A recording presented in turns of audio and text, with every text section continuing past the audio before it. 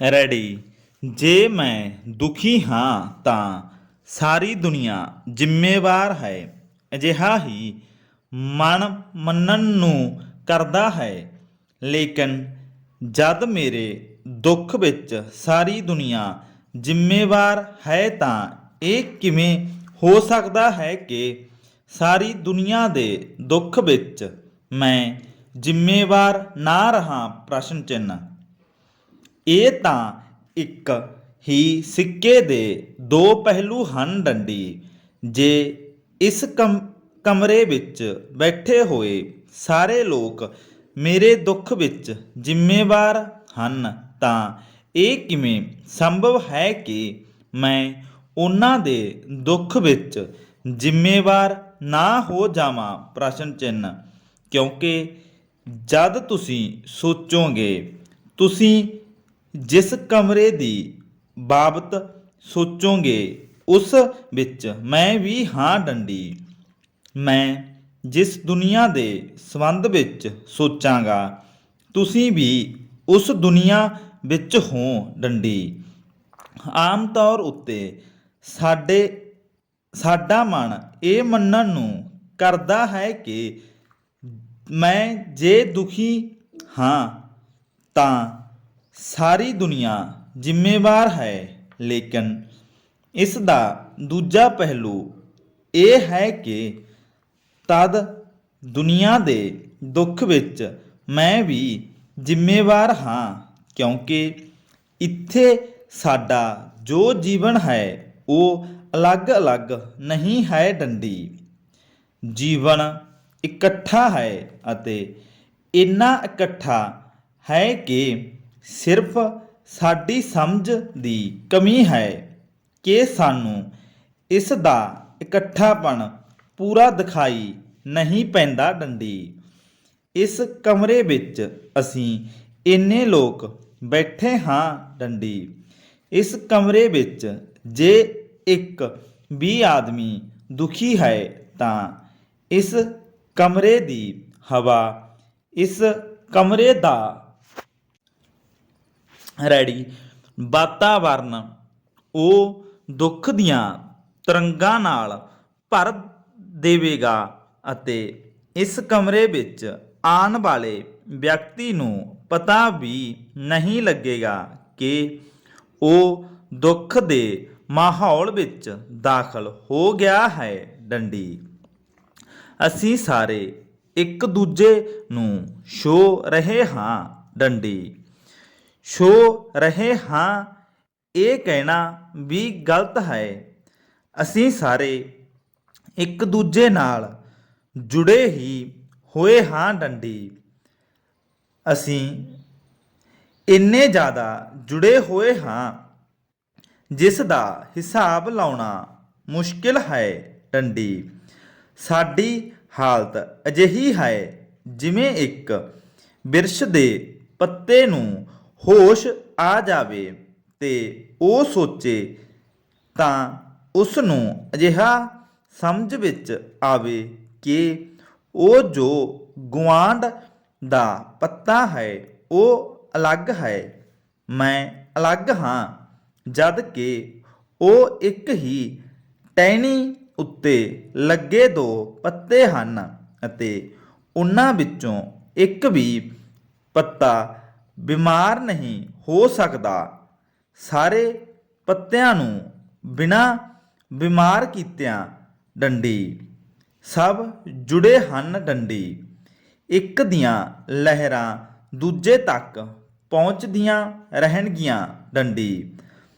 ਅਸੀਂ ਕਹਿ ਸਕਦੇ ਹਾਂ ਕਿ ਇੱਕ ਬ੍ਰਿਸ਼ ਦੇ ਸਾਰੇ ਪੱਤੇ ਜੁੜੇ ਹਨ, ਪਰ ਲਾਗਲਾ ਬ੍ਰਿਸ਼ ਤਾਂ ਅਲੱਗ ਹੈ ਡੰਡੀ। ਲੇਕਿਨ ਹੇਠਾਂ ਜ਼ਮੀਨ ਨੇ ਦੋਨਾਂ ਨੂੰ ਜੋੜਿਆ ਹੋਇਆ ਹੈ ਅਤੇ ਜਿਸ ਜ਼ਮੀਨ ਨਾਲ ਇੱਕ ਬ੍ਰਿਸ਼ ਦੀਆਂ ਜੜ੍ਹਾਂ ਵੱਜੀਆਂ ਹਨ ਉਸੇ ਨਾਲ ਦੂਜੇ ਦੀਆਂ ਵੀ ਵੱਜੀਆਂ ਹਨ ਡੰਡੀ। ਇਹ ਸੰਭਵ ਹੈ ਕਿ ਇੱਕ ਬ੍ਰਿਸ਼ ਬਿਮਾਰ ਹੋਵੇ ਅਤੇ ਦੂਜਾ ਨਰੋਆ ਰਹਿ ਜਾਵੇ, ਕਿਉਂਕਿ ਦੋਵੇਂ ਇੱਕ ਹੀ ਜ਼ਮੀਨ ਦੂਜਾ ਪੈਰਾ ਰੈਡੀ। ਨਾਲ ਜੁੜੇ ਹੋਏ ਹਨ, ਇੱਕ ਹੀ ਹਵਾਵਾਂ ਨਾਲ ਜੁੜੇ ਹੋਏ ਹਨ ਡੰਡੀ। ਤਦ ਅਸੀਂ ਇਹ ਕਹਿ ਸਕਦੇ ਹਾਂ ਕਿ ਇਸ ਪ੍ਰਿਥਵੀ ਉੱਤੇ ਜੋ ਬ੍ਰਿਸ਼ ਹਨ, ਹੋ ਸਕਦਾ ਹੈ ਉਹ ਆਪਸ ਵਿੱਚ ਜੁੜੇ ਹੋਏ ਹੋਣ, ਲੇਕਿਨ ਹੋਰ ਵੀ ਪ੍ਰਿਥਵੀਆਂ ਹੋਣਗੀਆਂ, ਕਿਤੇ ਉਹਨਾਂ ਉੱਤੇ ਵੀ ਬ੍ਰਿਸ਼ ਹੋਣਗੇ ਡੰਡੀ। ਅਸਲੀਅਤ ਇੰਨੀ ਕੁ ਹੀ ਹੈ ਕਿ ਸਾਨੂੰ ਦਿਖਾਈ ਨਹੀਂ ਪੈਂਦਾ ਕਿ ਜੋੜ ਹਰ ਪਾਸੇ ਫੈਲਿਆ ਹੋਇਆ ਹੈ ਡੰਡੀ।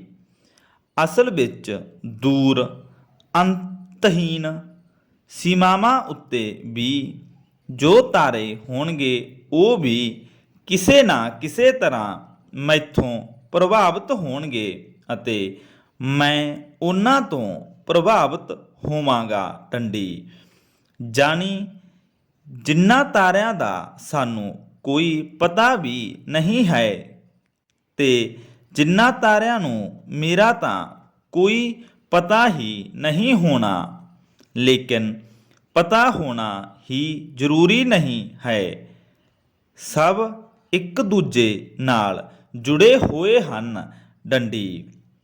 ਇੱਕ ਸਮੁੰਦਰ ਦੇ ਕੰਢੇ ਜੋ ਲਹਿਰਾਂ ਆ ਕੇ ਟਕਰਾ ਗਈਆਂ ਹਨ, ਉਸ ਨੂੰ ਹਜ਼ਾਰਾਂ ਲਹਿਰਾਂ ਨੇ ਆ ਕੇ ਪ੍ਰਭਾਵਿਤ ਕੀਤਾ ਹੈ, ਜਿਸ ਦਾ ਉਸ ਨੂੰ ਕੋਈ ਪਤਾ ਵੀ ਨਹੀਂ ਹੈ। ਜੋ ਪਤਾ ਨਹੀਂ ਕਿੰਨੇ ਹਜ਼ਾਰ ਮੀਲ ਦੂਰ ਇੱਕ ਲਹਿਰ ਉੱਠੀ ਹੋਵੇਗੀ ਡੰਡੀ। ਹੁਣ ਉਸ ਲਹਿਰ ਦੇ ਸੰਦਰਭ ਵਿੱਚ ਸਾਰੀਆਂ ਲਹਿਰਾਂ ਪ੍ਰਭਾਵਿਤ ਹੋਣਗੀਆਂ ਡੰਡੀ। ਅਜੇ ਇਹ ਜਾਣ ਕੇ ਵੀ ਅਸੀਂ ਹੈਰਾਨ ਹੋਵਾਂਗੇ ਕਿ ਲਹਿਰ ਜਿਹੀ ਚੀਜ਼ ਆਮ ਤੌਰ ਉੱਤੇ ਸਾਨੂੰ ਆਉਂਦੀ ਹੋਈ ਦਿਖਾਈ ਪੈਂਦੀ ਹੈ। ਅਸਲ ਵਿੱਚ ਕੋਈ ਲਹਿਰ ਆਉਂਦੀ ਨਹੀਂ ਡੰਡੀ। ਲਹਿਰ ਤਾਂ ਆਪਣੀ ਰੈਡੀ ਜਗ੍ਹਾ ਤੋਂ ਉੱਠਦੀ ਹੈ, ਲੇਕਿਨ ਉਸ ਦੇ ਉੱਠਣ ਦੀ ਵਜ੍ਹਾ ਨਾਲ ਬਗਲ ਵਿੱਚ ਟੋਇਆ ਬਣ ਜਾਂਦਾ ਹੈ ਡੰਡੀ। ਇਸੇ ਤਰ੍ਹਾਂ ਦੂਜੀ ਲਹਿਰ ਆਪਣੀ ਜਗ੍ਹਾ ਉੱਠਦੀ ਹੈ ਡੰਡੀ। ਕੋਈ ਲਹਿਰ ਆਉਂਦੀ ਨਹੀਂ, ਸਭ ਲਹਿਰਾਂ ਆਪਣੀ ਜਗ੍ਹਾ ਉੱਠਦੀਆਂ ਅਤੇ ਗਿਰਦੀਆਂ ਹਨ ਡੰਡੀ। ਲਹਿਰ ਆਉਣਾ ਬਿਲਕੁਲ ਹੀ ਭਰਮਾਊ ਗੱਲ ਹੈ, ਲੇਕਿਨ ਉਹ ਜੋ ਛਾਂ ਮਿਲਦੀ ਹੈ ਕੰਪਲੀਟ ਹੋ ਜਾਂਦੀ ਹੈ ਡੰਡੀ।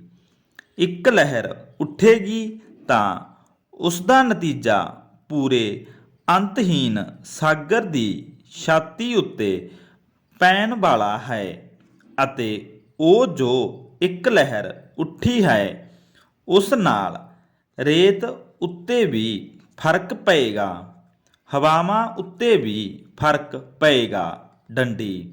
ਸਭ ਕੁਝ ਬਦਲ ਜਾਏਗਾ ਡੰਡੀ। ਇਹ ਦੁਨੀਆ ਐਨ ਇਸੇ ਤਰ੍ਹਾਂ ਦੀ ਹੀ ਨਹੀਂ ਹੁੰਦੀ ਜੇ ਉਹ ਲਹਿਰ ਨਾ ਉੱਠੀ ਹੁੰਦੀ ਡੰਡੀ। ਇਸ ਦੁਨੀਆ ਵਿੱਚ ਬੁਨਿਆਦੀ ਫਰਕ ਹੁੰਦਾ ਹੈ ਡੰਡੀ। ਅਸੀਂ ਇੱਕ ਆਦਮੀ ਨੂੰ ਹਟਾ ਲਈਏ ਦੁਨੀਆ ਤੋਂ, ਸਾਰੀ ਦੁਨੀਆ ਦੂਜੀ ਹੋਵੇਗੀ ਡੰਡੀ। ਆਦਮੀ ਤਾਂ ਬਹੁਤ ਵੱਡੀ ਚੀਜ਼ ਹੈ। ਕਈ ਦਫਾ ਤਾਂ ਬਹੁਤ ਛੋਟੀਆਂ-ਛੋਟੀਆਂ ਘਟਨਾਵਾਂ ਸਾਰੇ ਵਿਸ਼ਵ ਨੂੰ ਪ੍ਰਭਾਵਿਤ ਕਰ ਦਿੰਦੀਆਂ ਹਨ ਡੰਡੀ। ਨੈਪੋਲੀਅਨ ਜ਼ਿੰਦਗੀ ਭਰ ਬਿੱਲੀ ਤੋਂ ਡਰਦਾ ਰਿਹਾ ਡੰਡੀ। 6 ਮਹੀਨੇ ਦਾ ਸੀ ਕਿ ਇੱਕ ਬਿੱਲੀ ਉਸ ਦੀ ਛਾਤੀ ਉੱਤੇ ਸਵਾਰ ਹੋ ਗਈ ਡੰਡੀ। ਨੌਕਰਾਣੀ ਬਾਹਰ ਗਈ ਹੋਈ ਸੀ ਡੰਡੀ। ਉਹ ਭੱਜੀ ਹੋਈ ਆਈ ਡੰਡੀ। ਬਿੱਲੀ ਉਸ ਨੇ ਲਾ ਦਿੱਤੀ ਡੰਡੀ, ਪਰ ਉਸ 6 ਮਹੀਨੇ ਦੇ ਬੱਚੇ ਉੱਤੇ ਅਸਰ ਹੋ ਗਿਆ ਬਿੱਲੀ ਦਾ ਡੰਡੀ